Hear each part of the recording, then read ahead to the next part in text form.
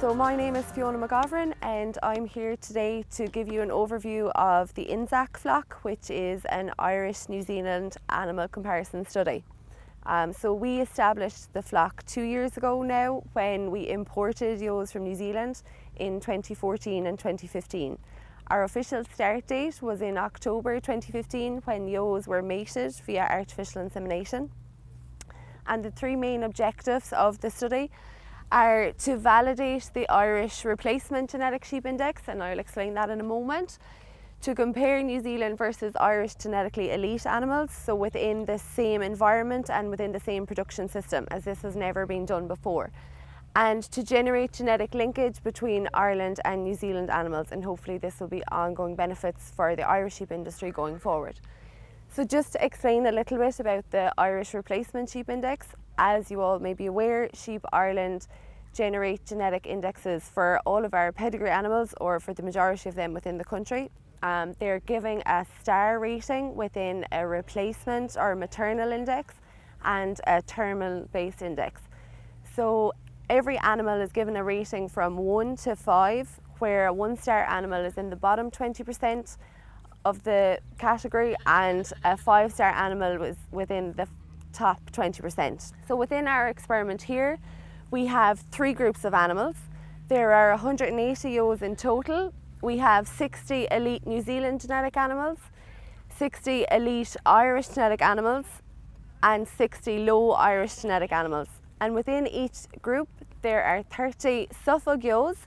So for those of you who may not be aware, the black-faced ewes that are either side of me here, and 30 Teagasc ewes. So they are the white-faced ewes that are in the groups either side of the stand. So just to explain a little bit further, our elite Irish ewes are all ranked as 5-star on the replacement or maternal index, and our low Irish ewes are all ranked as 1-star on the replacement or Irish index. So this will enable us to validate both indexes and to make sure that they are doing what they say on the tin. So is the 1-star better than the 5-star?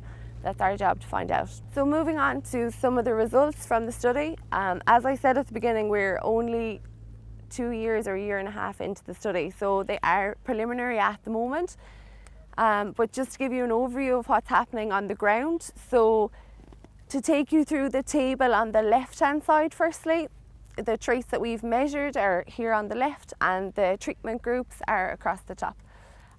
So looking at birth weight, firstly we can see that our elite or our 5-star Irish animals have given birth to lambs with higher birth weights than both the low Irish group and the New Zealand lambs. Now this is probably not unexpected. Reflecting this then, we can see that lambing difficulty within the New Zealand group is lower than for both of the Irish groups, standing at just 2.2% versus 13% and 9%.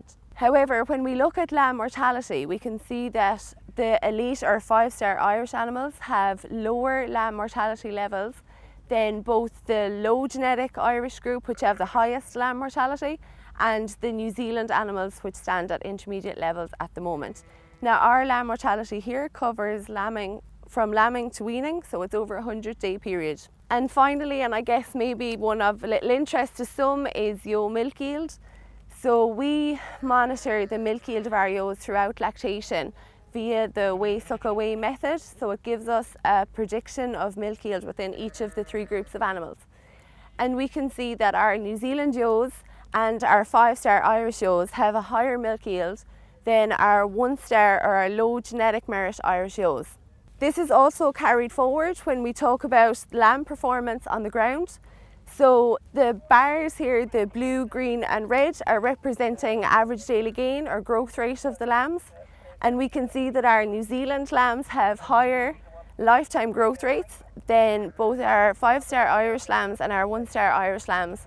And this is reflecting the milk yield of our ewes that we've seen early in lactation. Following the trend in average daily gain, we can see that our New Zealand lambs with the highest growth rates have finished first off slaughter, so they have a shorter days to slaughter, with also 96% of our New Zealand lambs finished off grass. There's also quite a difference here between our 5-star and our 1-star Irish animals, where our 5-star Irish animals have fewer days to slaughter and a higher percentage finished off grass.